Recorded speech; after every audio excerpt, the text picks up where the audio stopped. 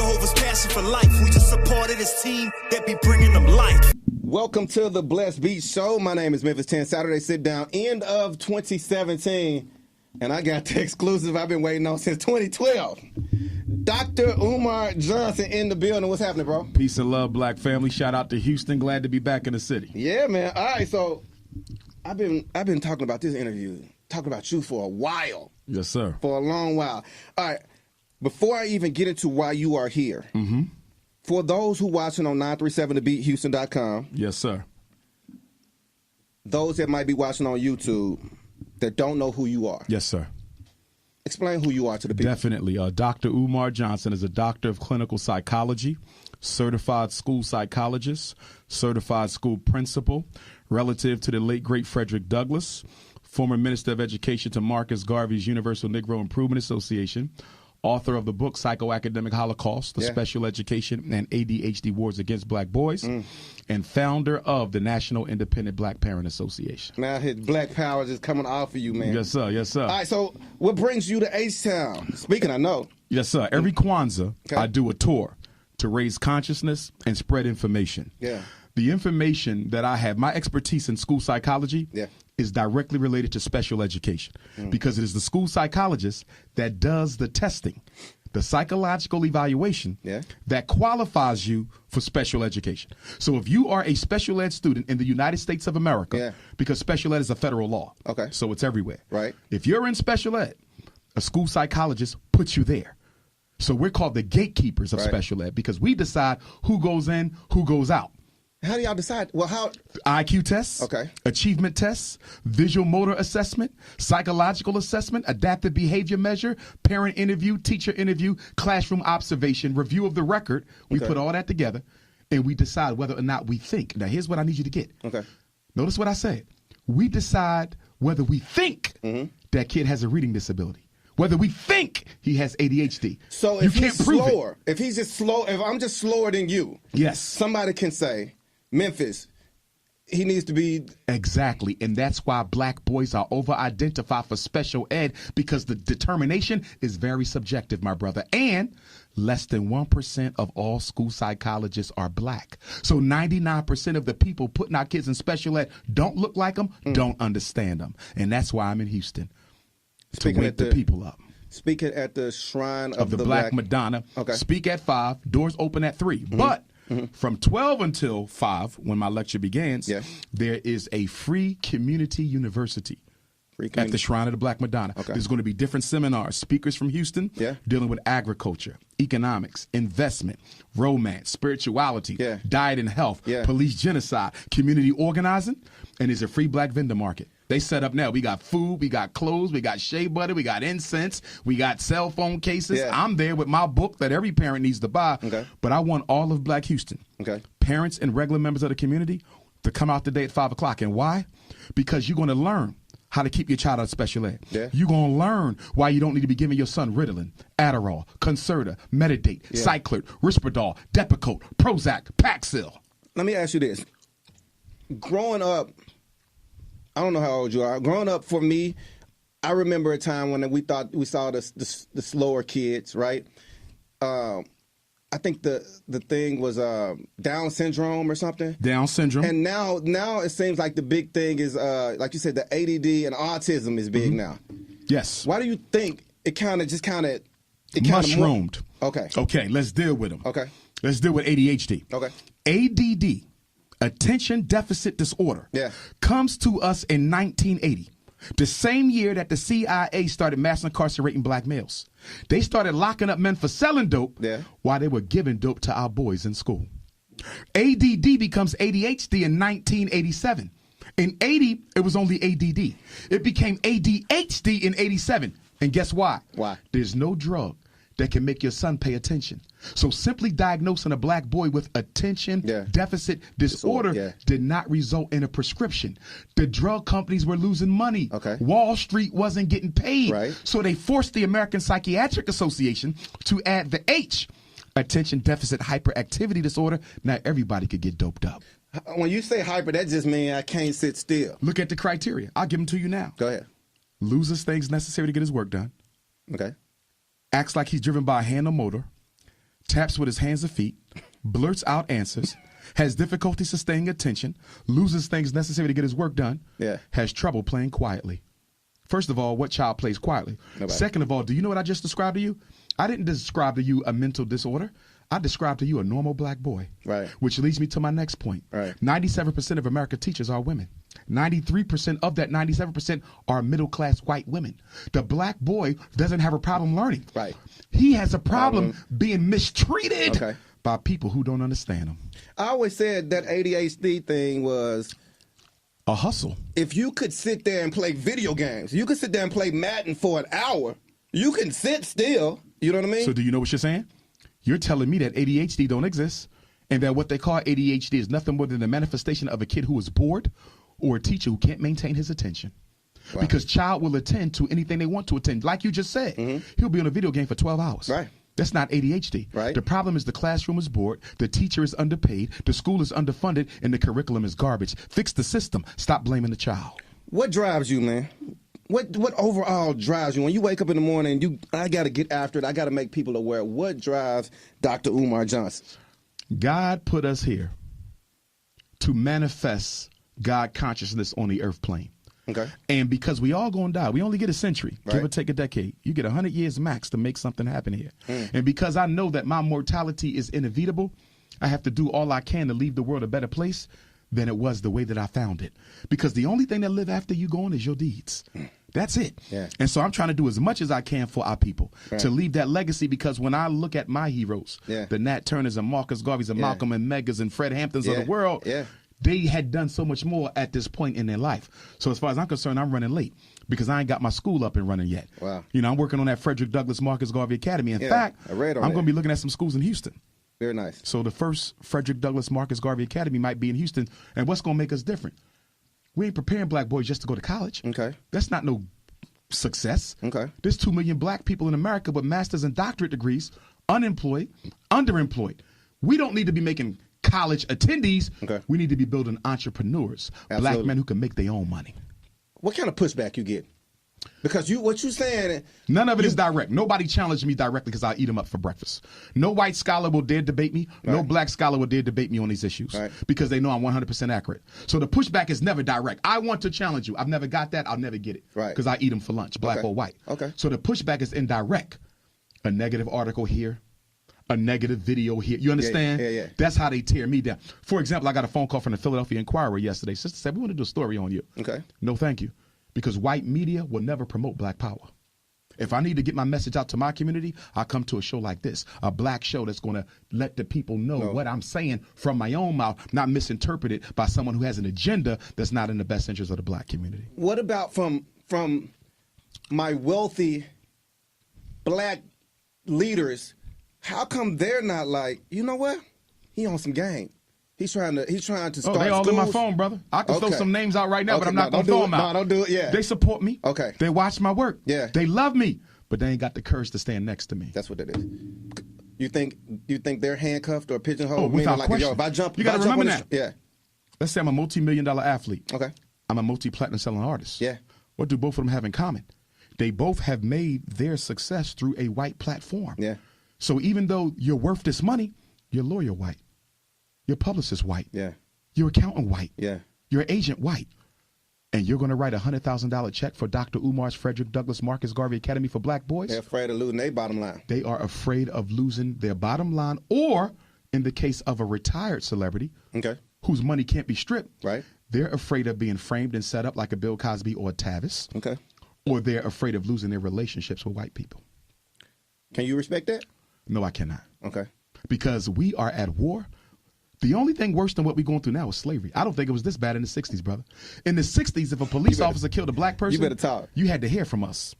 Yeah. Now, if a police officer killed a black person, you might get a one-day riot and emotional temper tantrum. Yeah. But there's no follow-up. Yeah. See, there's riots, there's revolts, there's revolutions. The riot is a temper tantrum. Yeah. The revolt is a sustained reaction systematically to oppression. And a revolution is a total tear down and building back up. We've never got to revolts. We've never got the revolution. We still stuck on riots, emotional temper tantrums. That's deep, dog. So why as a people that we won't stand up against some of this stuff as a people? After they killed Dr. King. Yeah. April 4th, 68. And we'll be celebrating 50 years of his assassination, April 4th, 2018. Absolutely. 50 years. Absolutely, yeah. No replacement. Okay. We've had no replacement for Dr. King. No leader you name has given us a substantial, progressive, protracted, sustained movement for systematic change. Why? Because they don't want to end up like Dr. King.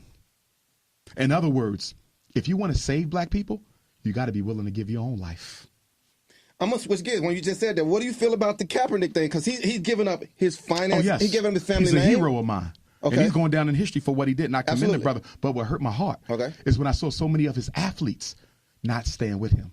When I heard Shaquille O'Neal and Deion Sanders, people who I used to like, sit there and say, well, he was wrong. And he should have never done this, and he should have never done that. So you will defend the United States flag, a flag that has never defended us, but you won't speak up against police genocide. Why? Because you're comfortable. They make our athletes and celebrities comfortable. That's one of the biggest changes between today and the 60s. Back in the 60s, you could be the heavyweight champion of the world, and you live right next door to a brother and sister who barely making ends meet. Right. There was no separation of privilege in the community in the 60s, so we had to fight. In the 60s, the dentist lived right next door to a woman on welfare. You see that? In the 60s, a world championship Olympic runner lived right next door to a brother working a 9-to-5. No division of privilege. Now you got division of privilege. You got billionaire blacks, millionaire blacks, college-educated blacks. In other words, white supremacy has created a system where some black people feel they got more to lose than others. Because they made it? Because they made it, and so they choose to stay on the sideline. So see, for me, since I was a child, I dedicated my life to the freedom struggle. Right. So even when I got my 3 masters, my 2 bachelors, my 3 certifications, and my doctorate, I never sold out because I never got those degrees to try to run away from my community. What does the average middle-class person do when they get educated? They move to the suburbs. How are you going to build black power without a black power base? You got to have population power in order to have political power. One of my good friends, professional football player, I've heard him say this over and over. I don't know how I feel about him saying it. What do you feel about the phrase, give back, but don't go back?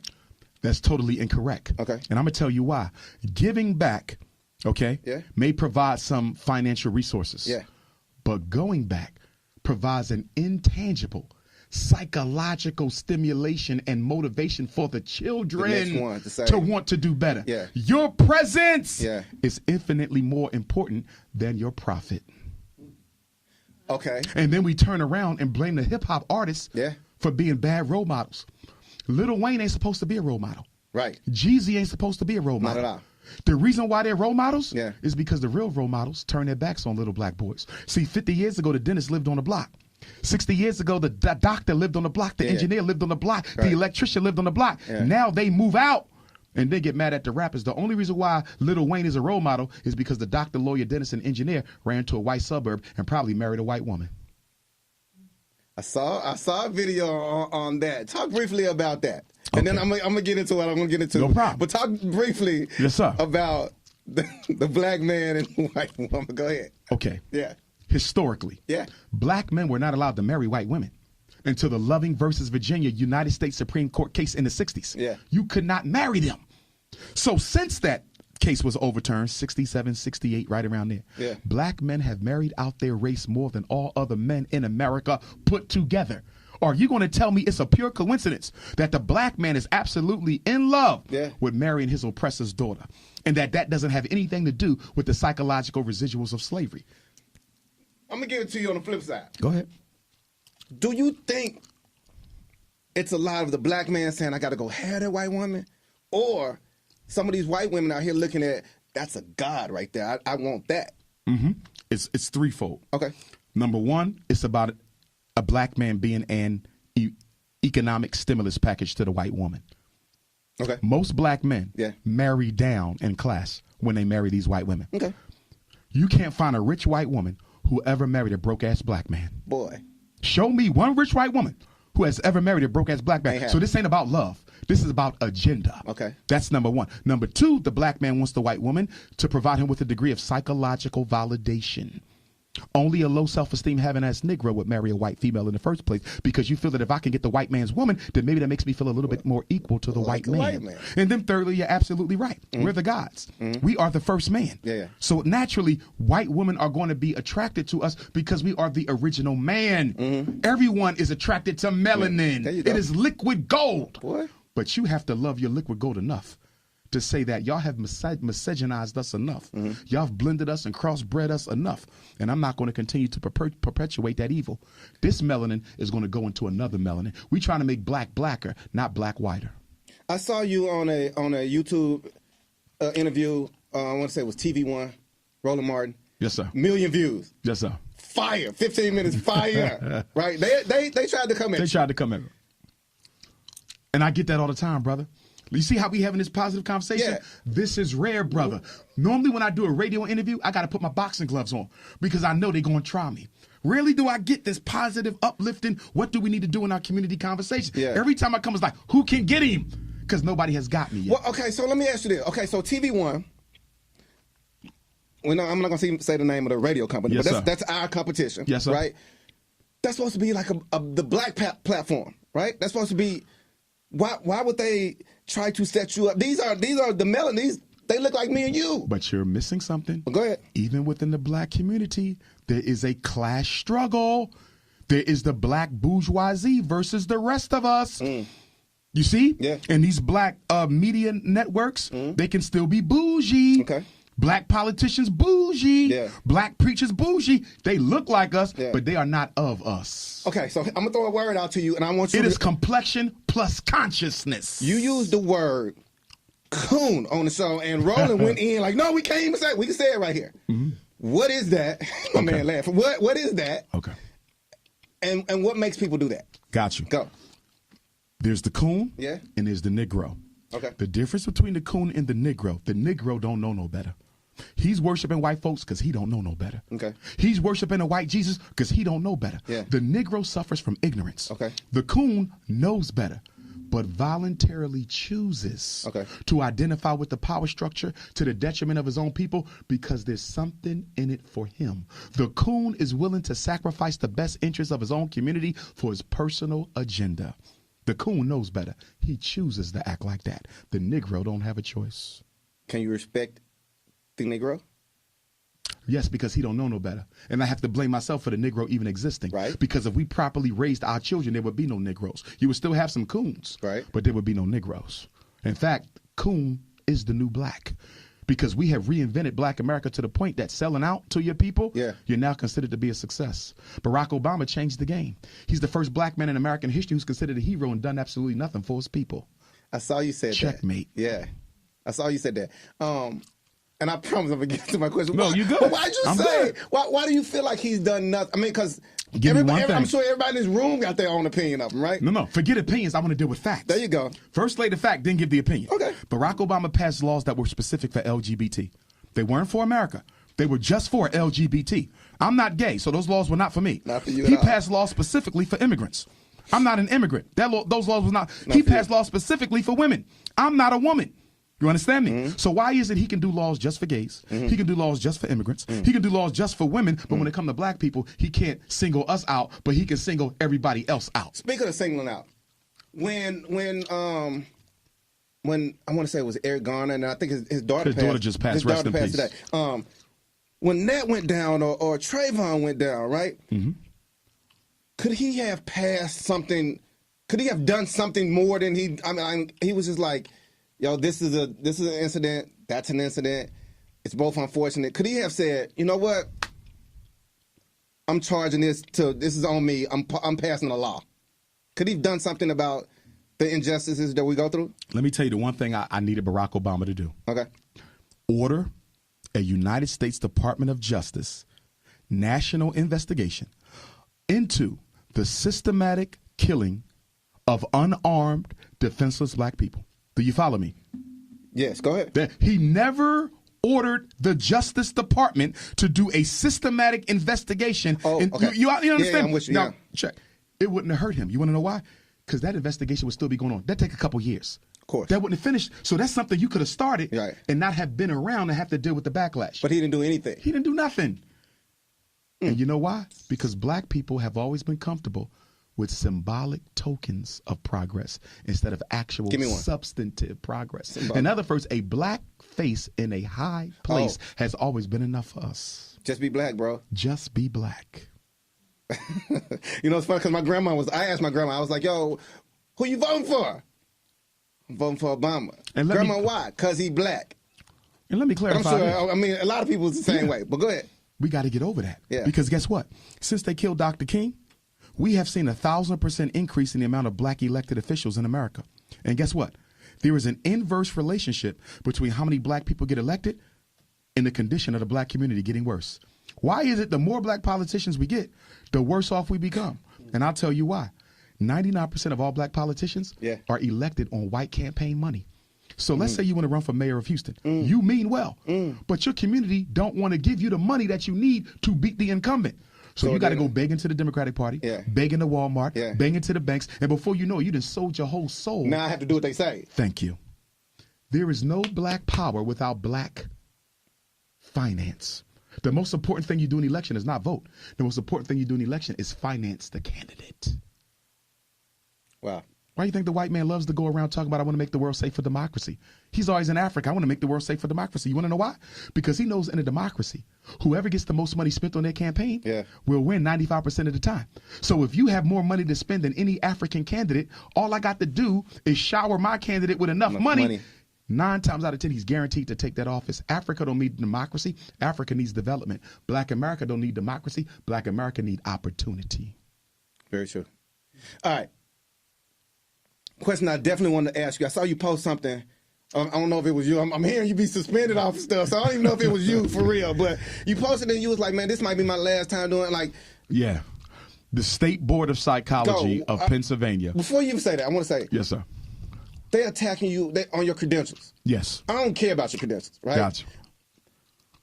But I want y'all to care about them because I work hard to get them. I feel you. This is, okay, so I was reading and I saw some comments and somebody, I don't know who it was, but made a comment and said, when a white person of high education has all of these degrees, nobody questions that, but they're attacking you. Mm-hmm. And the reason they question it, we're not used to seeing a black man be this unapologetically African with my type of traditional European university background. Right. I went to 3 white universities, Millersville University, Lehigh University, Philadelphia College of Osteopathic Medicine. Say that again. Why? Well, I wanted to be a psychologist. Okay. The principalship was kind of like a little detour, that I took. Okay. And a lot of them degrees were just accidental on the way to the doctorate. There you go. You follow? Yeah. But I'm probably the most outspoken black man in black intelligentsia. Okay. And people have a hard time harmonizing that with the fact that he got 6 degrees. Yeah. Black men don't talk like this when they got them type of credentials. They normally somewhere Cooning. You understand? Yeah, so the truth of my message makes people question its authenticity of the credentials. Wow. So now the State Board of Psychology, I have to report to them on January the 8th. They want to strip me of my school psychology credential because they claim that what I'm teaching to my community is not. Can they do that? White man could do anything because he's in charge. Okay, he created this. He can. Okay. He went into Libya and killed Gaddafi. There's no laws that allow him to do that. He got the power to do it. And that's what I want black people to understand. It ain't about voting.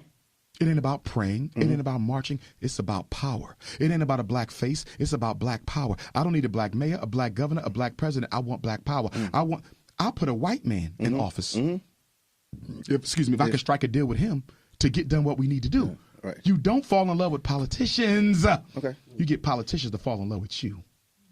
Get the work done. Get the work done. So they coming for you. 5,000 blacks in Houston, well organized, can change this city in 60 days. America can't stand black power. America has never been able to stand up to black power. That's why they invented COINTELPRO, and now they have the Black Identity Extremism Task Force, which means they're coming back at us again now because the original terrorist has always been an unapologetically African black male. I gotta dive into this right here. Go ahead. You stand strong on black power, black pride, black excellence. Bro, I got on the YouTube today. I got on the YouTube today. And you was going in. Yes, sir. All yes, right? sir. And I'm sure the brother you was going in about gonna see this interview and call me too, and that's fine. Okay. But I'm giving you the platform on Blessed Beats, on 937 The Beat. Yes, sir. And I want you to talk about why somebody else that is playing in the same field or trying to be or whatever as you are attacking. Like, why are we? Okay. Why are we going at it? First of all, we got to understand something. And if you want to say his name, you say his name. I ain't gonna say his name. Okay. He's not that important. Okay. But here's the thing: all revolutionaries are not created equal. All revolutionaries are not created equal. And unfortunately, in the world of social network, we do a horrible job of differentiating between who's sincere and real and who's simply pimping the struggle for personal profit. Wow. That brother, he's simply pimping the struggle for personal profit. And the only reason why I had an issue with him is because he spoke my name in a negative vein. One thing about Dr. Umar Johnson, I don't speak on nobody, bro, not publicly. Right. Now, if me and you have a private conversation, I'll tell you he's a hustler, he's a pimp, he don't care about black folks, he used white people to make all his documentaries, but he want to talk about white supremacy. He's a fraud. I will tell you that privately.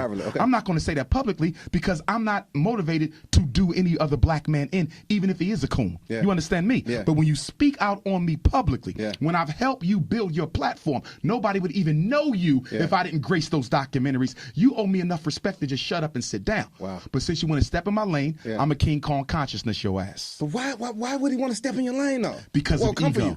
You know what our biggest problem is? The black man's ego. Everybody wants to be the HNIC, and that is a disease because a black man will destroy another black man if his star shines brighter than his star.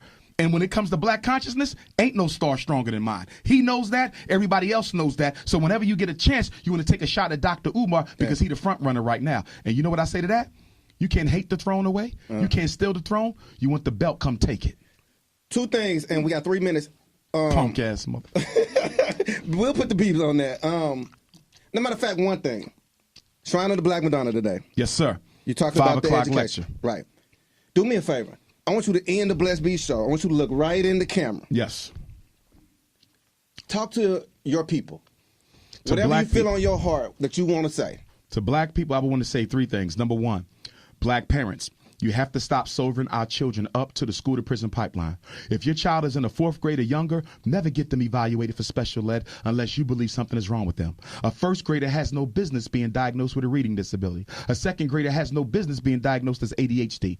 Learn your rights. And I hope you come out today because I'm going to teach you your rights. You will know exactly what to do whenever you walk inside of a school. Number 2, black men. We got to honor black women. I don't care what you think about them. I don't care how ratchet you may claim they are still your sisters, and they are your mothers. That is the womb that brought you forth, and no nation can rise higher than the respect it gives its women. And parents, we have to make our children read more.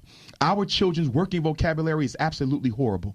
We're spending money on video games, TVs, internet, tablets, sports. What about the books? How many of y'all bought books for Christmas? How many of y'all bought dictionaries for Christmas? How many of y'all bought encyclopedias for Christmas? And the last thing that I would say, all this information we got going around in the conscious community, it means nothing if we don't organize. Information won't save us. Organization does. As Marcus Garvey said, the greatest weapon used against the Negro is disorganization. As Kwame Ture Stokely Carmichael said, if you organize a little, you get a little done. If you organize some, you get some done. If you don't organize at all, you don't get nothing done. I'm the Prince of Pan-Africanism, Dr. Umar Johnson, drumarjohnson.com. Get at your brother. Bars. Hey, real quick, and I got to do this because I know there's going to be a lot of people that definitely support you. Somebody wants to support the cause because I know, like you said, you're not going beg for the money from. No.